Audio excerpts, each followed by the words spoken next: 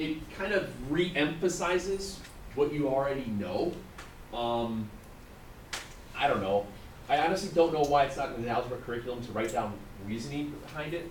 I think at some point in time we might have. I mean, I vaguely remember when I taught an Algebra 1 class, the old building, I think we did that once in a while, but it's not something that's normally done. I mean, really, it's not even done that much in geometry anymore.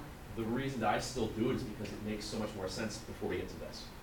Because it shows you, it tells you why you're doing things, so that way you get in the mindset of, why did I write that down? Oh, this is why I wrote that. It just kind of, I don't know. In my mind, it makes sense to do it, even though somebody else might not. That didn't really answer your question. Anyway, so when we start working with proofs, and when we have something that has nothing written down, there's no fill in the blank, what we want to be able to do is take a quick look at what we know, and then look where we're going with it. Now, in this case here, we have segments AB are equal to segment DC. Those are the two little small chunks on the outer edge. And it eventually wants you to prove that something is congruent, that AC is congruent to the DB. So right away, they're showing you that these are equal.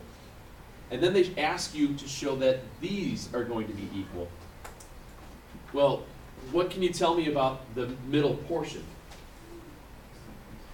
It's BC, but what can you tell me about it? It's smaller than No. Well, I see where you're going, but see how it's used in both segments? It's like an overlap? Yes, sir. See how this is overlapped for both the larger two? So just like most things that we've worked on so far this year, you have addition, you probably have some substitution. In this case, we're adding segments together to get larger segments. We start in equality, we end in congruency, which means we have to do a flip at some point in time. Just little things like that, that's the kind of stuff you guys start picking up on when you start working through proofs. So, where do you start? Give it.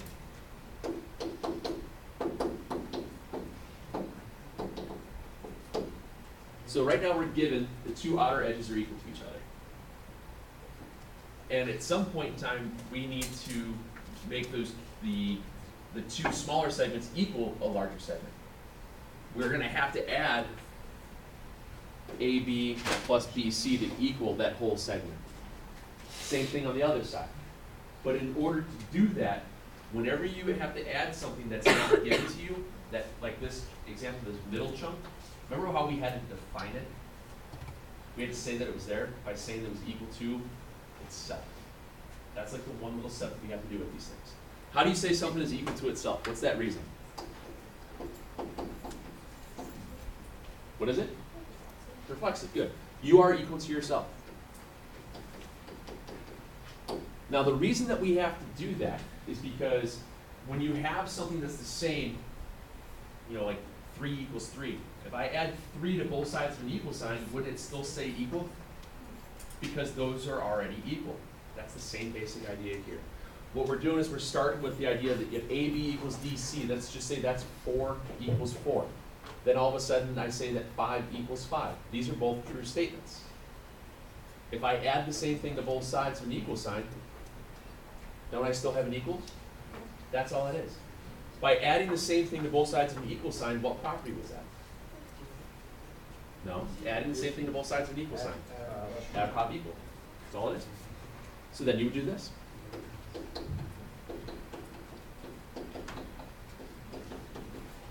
All I'm doing here is adding the same thing to both sides of an equal sign. When I add the same thing to both sides, it's just add prop equal. That's the idea by putting that in there. By saying that it exists, that it's equal to itself, you can add it to both sides of an equal sign. Now, excuse me, what does AB plus BC equal? What is it? No, what was it? What did you say? Yes, ma'am. AC. How do you? What happens when you add 2 smaller segments equal to large? What are you doing? No. What is it? Segment addition. Oh, I thought she did that. Sorry. Mr. Murphy, I said it and then you said no, so I was saying. I heard Amy say it. Oh, I heard, someone said, I didn't hear you say it. I said segment addition, you're like, no. So I said. He said, I think he said distributed, I heard distributed property, that's why I didn't hear your respect there. That's all right. So when you add two smaller segments to get a larger, it's called segment addition. If you add two smaller angles together to get a larger angle, it's called angle addition.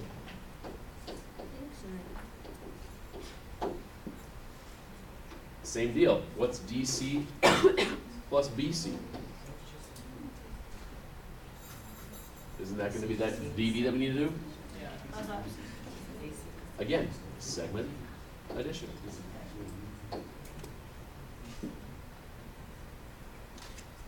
Do we now have two things that equal the same thing, equal other things? This is that substitution step.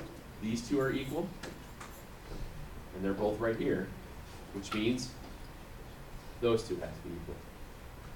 And there's your substitution.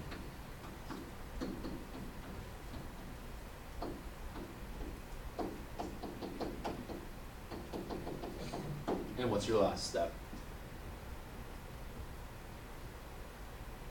If you need to prove that they're congruent, what's your last step? Yep. Oops.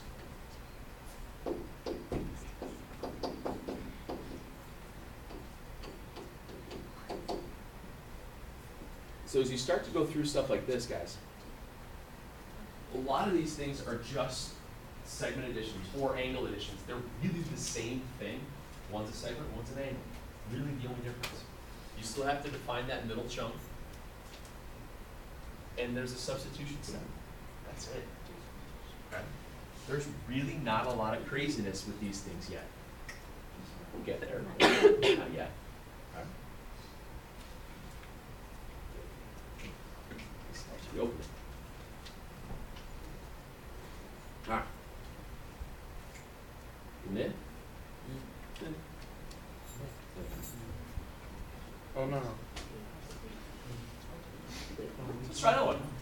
This one should be on the progression sheet as far as perpendicular, I believe.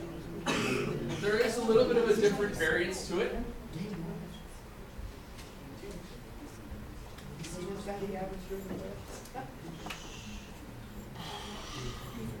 Listen, Murphy, come here. What's up? This doesn't make any sense. Oh. What? Like, I'm literally just copying. I don't know what I'm doing.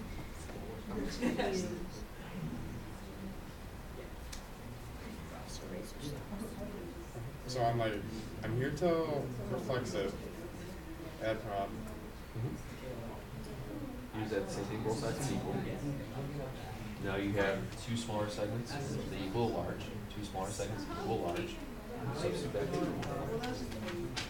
Oh, so I just add these segments up. That's all it was, man. Oh my god. I hate that. So, we get back into this one here. We've got perpendicular, we've got angles that are equal to each other. We need to show that two other angles equal 90. If I'm not mistaken, I believe our progression sheet talks about perpendicular by saying the first thing you do is state the right angles that are formed. Now, I think we put a little footnote in there saying that sometimes you have one angle, sometimes you have two angles, depending on the diagram. I think we did that, right? So if we have, in this case here, we're only really getting one angle being formed. And I think when we did that, we said that if that happens, usually it's just asking us for that third step to be that that angle adds up to equal 90. I'll show you, I'll walk you through that here in a second.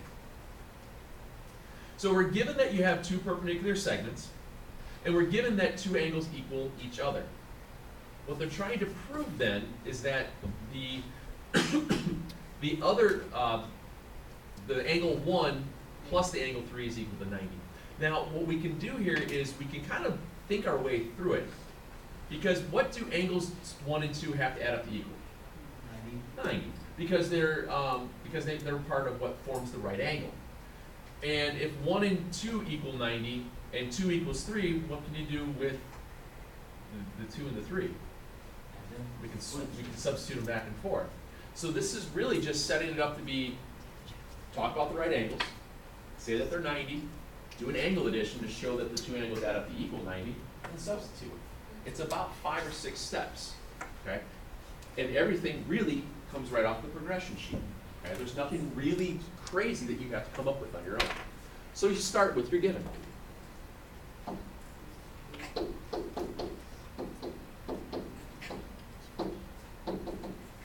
Now, according to our progression sheets, it tells you when you're given perpendicular, the very next thing to do is what? Besides play on our phone. State rating. State right angles that are formed. Okay. Now, in this case, are there more than one angle, or is there two angles? Is there one angle? What do we got? Well, it says that A, B, and B, C is perpendicular. Yeah, and what's nice about this diagram, though, it's just really one angle that's being formed at right angle, correct? What angle is it? What do we call the angle here? ABC. So what we'd say then is angle ABC is a right angle. What do you think the reason is? Oh, that, Definition of perpendicular. That's it, guys. Yep. Remember, anytime that there's something that has some sort of a definition or anything that's on our progression sheet, this step is going to be something about what they're giving you. Always. Always, always, always. So ABC is a right angle. What does ABC have to equal then? 90. That's our next step. I think on our progression sheet we said that if it was just one angle, sometimes you just set it equal to 90. Did we write that on there? Yes, no? Yeah. I thought so. yeah. And then we would say that this was the definition of the right angle. Okay. What two angles make up angle ABC? 1 and 2. So 2 angles add up to equal large is angle addition. Yep.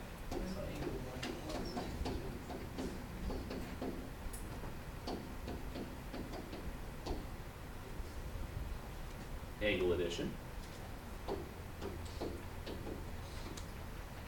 Which means everywhere I see an ABC, I can replace it with angle 1 and angle 2.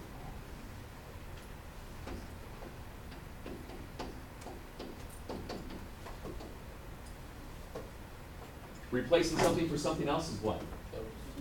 Substitution. Yep.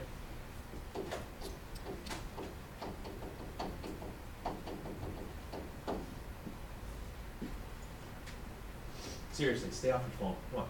Write this stuff down. I won't have to remind you again. Does that say 1 plus? Angle 1 and angle 2, yes. Okay. Now, if you think about it, we've fully used up that first given statement. Just by going through what we knew and looking at the diagram and all that. What's the next given statement we have?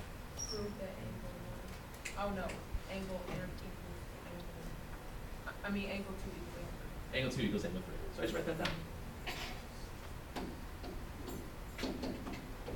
Now this is one of the reasons why I don't put down all of my givens at the front end, because if I wrote down that angle 2 equals angle 3 way at the beginning, I probably would have forgotten about it. By taking care of the givens one at a time, you're going to be less likely to do that. Okay? So now basically it's everywhere I see an angle 2, I can replace it with an angle 3. by using, Substitution. and you're done.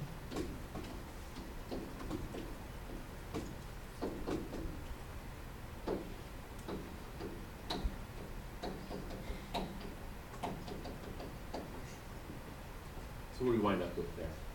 1, 2, 3, 4, 5, 6, 7 steps. Terrible. Okay. Try not to keep them too long. But when we have, remember, whenever you have perpendicular, right off the bat, there's 3 things you're going to be able to say. Okay. And then really the substitutions and stuff come in there real quick. Okay. I want you to do this next one on your own. Remember, guys, it's a matter of start with what you know, start with what the given is, follow through your progression sheet, because that tells you exactly what to do. Okay? The progression sheet tells you everything you need to be able to do here. Somebody asked this during first hour, Do you have to put the M angle 2, M angle 3? No, that just means the measure. Just write angle 2 plus angle 3 plus angle 4. That's fine. It's not a big deal. Okay? Give it a shot, please. Well, what's the first thing you're going to do? Given. Okay? What does your progression sheet say to do about linear pair? No, it doesn't say that. They're supplementary. Good.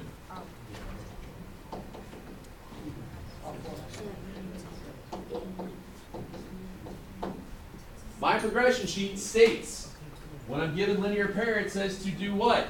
Say that they are supplementary. That's the first thing it should say. If it doesn't say that, make sure you have it.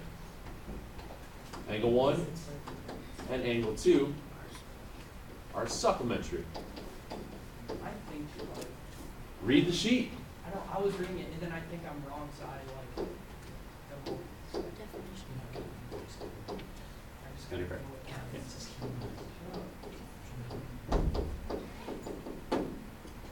Now we have supplementary. What do supplementary angles add up to equal? 180.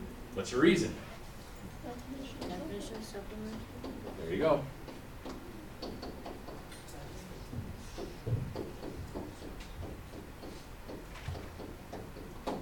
So right off the bat, that first given had 2 steps.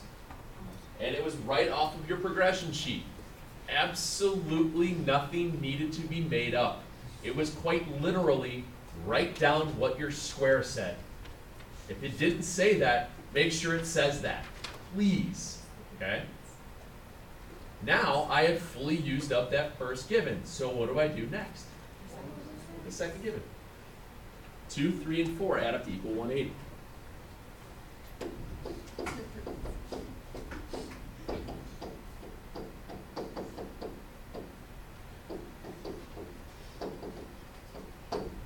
Gee, what do you think the next step is?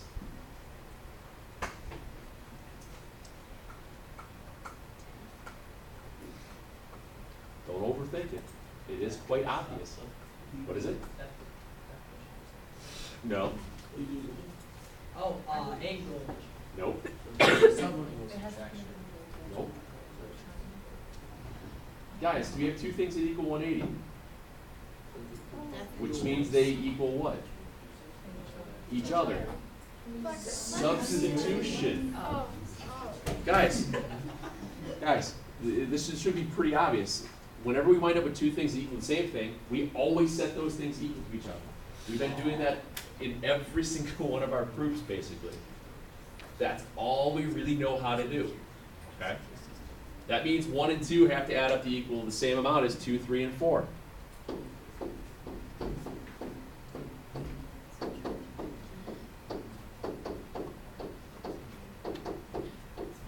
There's nothing about supplementary with 3 angles. Supplementary is only 2 angles. It's a pair. Angle pair relationship. Pair means 2.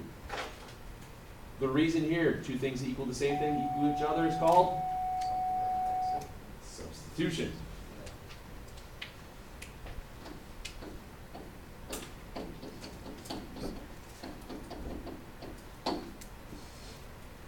What's the same on both sides of the equal sign? Angle 2. How do you get rid of it? So what's the property?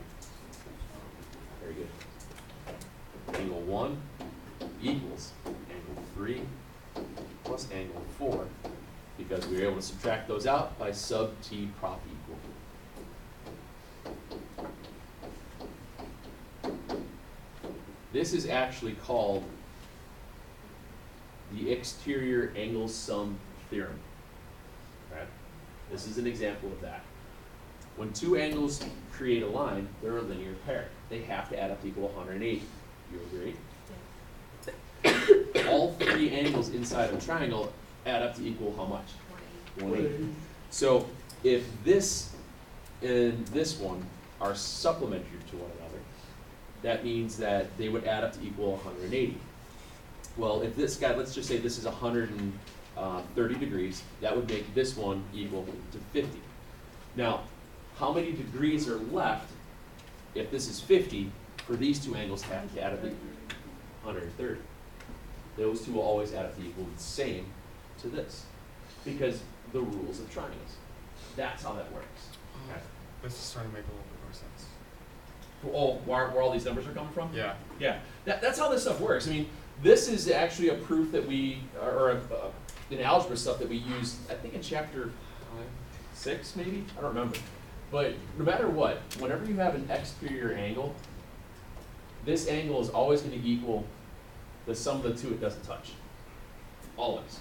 I mean, if these two here are 46 and 62, that means that this angle has to be how much? Well, what's 46 and 62? 108? So these two are 108. How many degrees are left then to get you to 180 if you're at 108? 72. What's the Times supplement to 72? 180. That's why it works. You said 180. I said 108. You said 108. No, I get it. I said, get that. how many degrees were left to get to 180? And then what's the supplement to that is what I would say. No, I think you said 180, like 180, you wrote down 108. Oh, okay, I see. I might have. I never screw up. Okay. This comes back later. This is just a proof of how this works. Okay. We do this one. We actually use exterior angles quite often. Second semester when we start talking about polynomials again. So we use the exterior angles a lot. Let's see. What's the other one?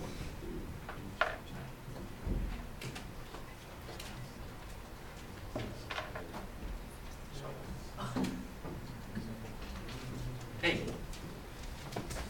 I want to do an angle one. Now, we actually have done one as a segment very similar to this. We have done one as a segment very similar to this. What's that? Yeah, it's a lot like that one. So when we start this one out, we're given, we have an angle ABC, it's congruent to angle DBE, and we want to show that angle ABD is going to be the same thing as angle CBE eventually. So as you write these things out,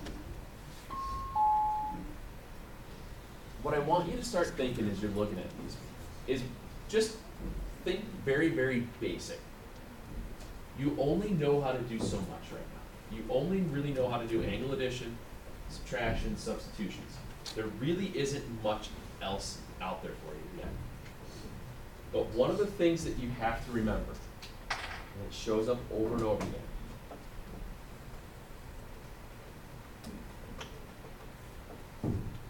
sometimes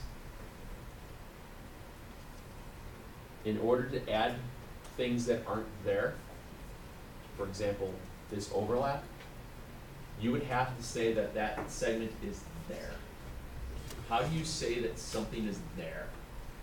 Reflexive, very good. Reflexive property is what comes in quite often when you start with two small chunks, whether they are angles or whether they are segments. Because if you have to add in like an overlap, you always have to say that the overlap exists. And how you do that is by using reflexive. Okay? That's the kind of the big hint here. I don't know if I'm looking at this one. Back to what they're saying. It says small angle, and it wants to show this stuff. That's what it wants to say via the lettering that we're given. So just a little foresight there. If I'm going to add stuff to an angle, do I have to be in equality or do I have to be in congruency? In what? Inequality, yeah. So what am I going to have to do with these congruent symbols? Change it to equals. Okay, we're going to have to switch them around a little bit here. Also, what is the overlap that we have to discuss? How do you say that it's there? Reflexive, yeah, you say that it equals itself. So basically, you start thinking your way through what you have to get to before you start writing stuff down. So you have an idea. ABC is congruent DBE.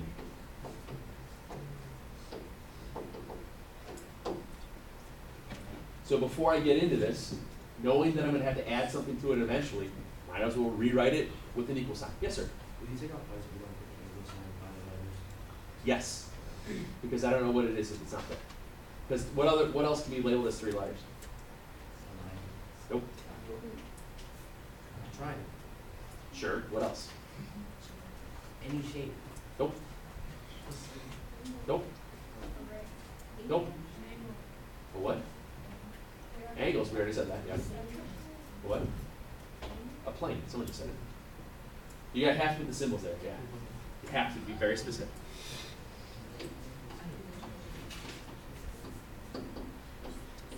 So why do we say that it's equal?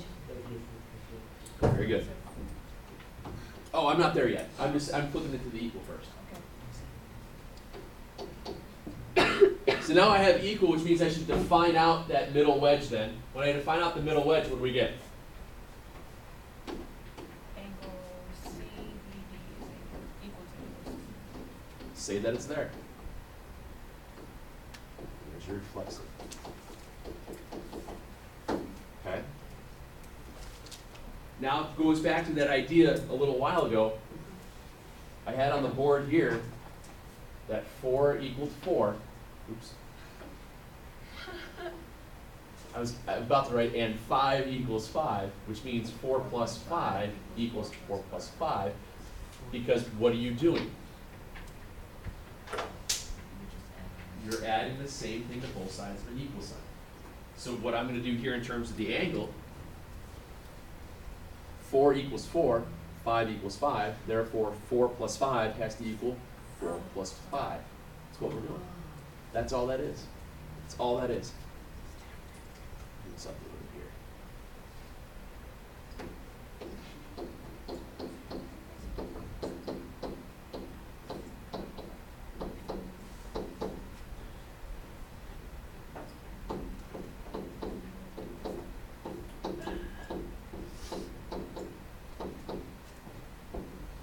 Yes, that happens a lot of times when you do your proofs. You might have one that's a little bit longer going through than the other. It's not a big deal. Okay.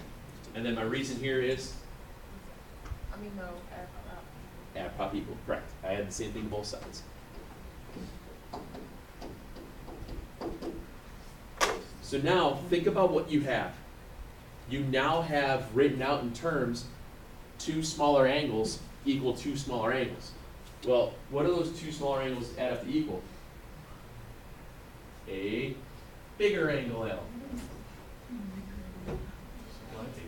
Small angle plus the small angle equals larger angle. Small, small.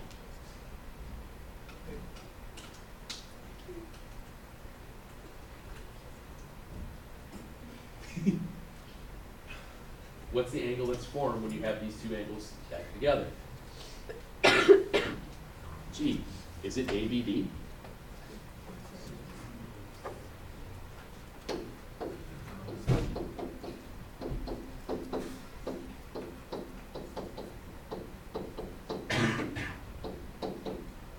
When you add 2 smaller angles up to equal a larger, it is called angle addition.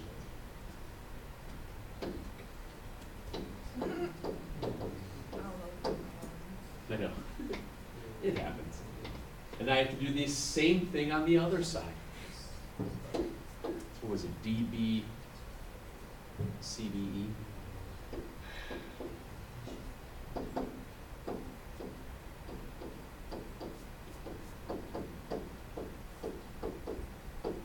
Same reason. Gee, do I have 2 things that equal each other that equal other things? I bet you I do. So how do we rewrite that? Substitution again. Gee, is this like a broken record? It's the same steps pretty much over and over again? That's really all there is. Like I've been telling you guys, there's not a lot of variance to this. There's not a lot of changes. Wait, Mr. Murphy. Yes, ma'am. Should the DBC, instead of a C, it should be an E? Where? Here? No, next to it. Yeah, the C should be an E.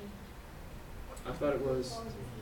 If it's an Oh, thank you. Yeah, DBE. Thank you. that shows. It is. It's been like that all along. You just didn't notice it. Thank you. I didn't even catch that. Thanks. So now, since these two guys were equal, and they're both here, that means these two are equal. That's all it is. You'll see this time and time and time again. When you have angle additions, two smaller equal to large, that means when you have either the two largest equal, then the two smaller sets would be equal, or vice versa.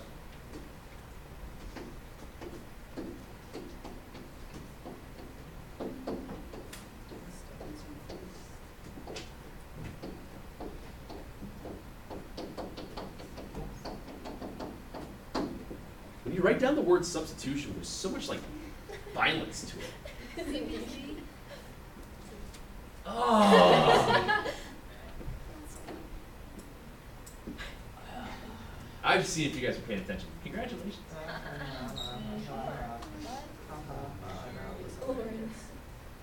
What's my last step? Look at congruent by what definition? Definition. Yep.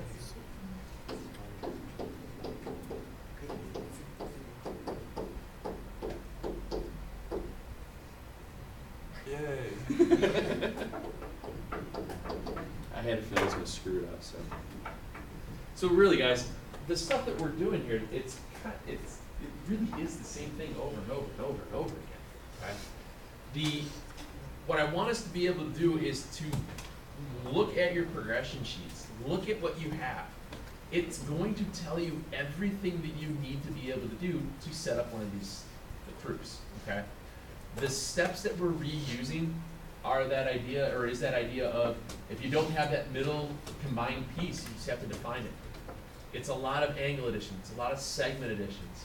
It's some subtractions here and there. If two things equal the same thing, we always say that they're equal to each other. It's little things like that. You don't know much else than that. What I have tonight is I've got 4 of these, okay? Using properties that you already know.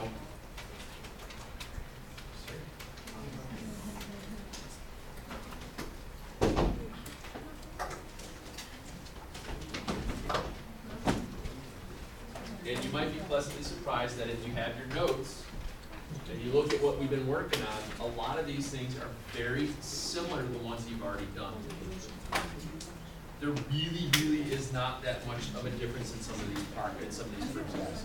What's going to change up a lot of times are letters, but if you look at the ideas, you look at the basics of it, they're all very similar.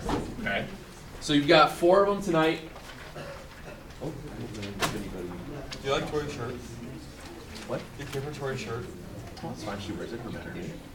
I saw The- school shirt. Get these 4 through for tomorrow. We've got a couple more for us to look at tomorrow. Did I not give enough? Counting's very difficult. Thank you. Okay. Do you have any spares? I don't know. I kind of got lazy towards the end. Okay. So get those 4 going. One of the things I was didn't count them. Real fast, if you look at that first one, AB equals 2 times AB.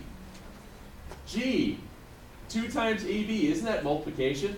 Yeah, Wouldn't that just be AB plus AB? yeah. What reason would that be? No. If I had that first one, no. We did something very similar to this at some point.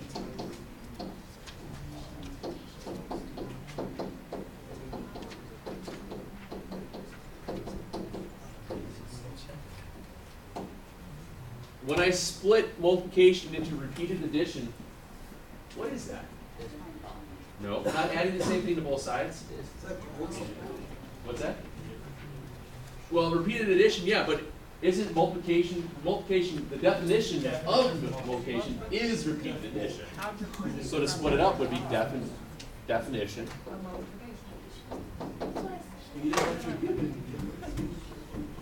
What's that? We can't just write given? It wasn't given. A little bit. No, it was not given. That would be wrong. You have to remember that these, when you're doing proofs like this, you have to be very, very literal with them, okay? You can't take any assumption out of any of these things. You have to go by what they say in order to make it work, okay? That's the basis of these types of problems. Yeah, definition multiplication is a reason. Absolutely. Because that's what I wanted to show you that right off the bat, because we've done that one. Because we had, it wasn't so much on there, because those are the equality ones. We just defined it as whenever you have repeated addition, it is multiplication. That's what we looked at.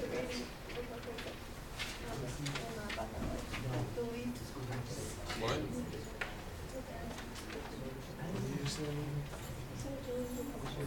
Wow, cool.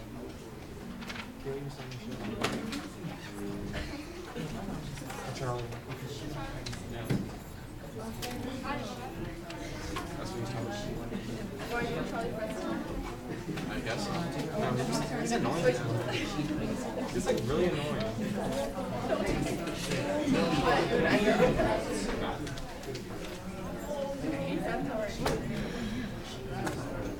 Get out of here. You take. Why does he keep coming back? Did he come back once?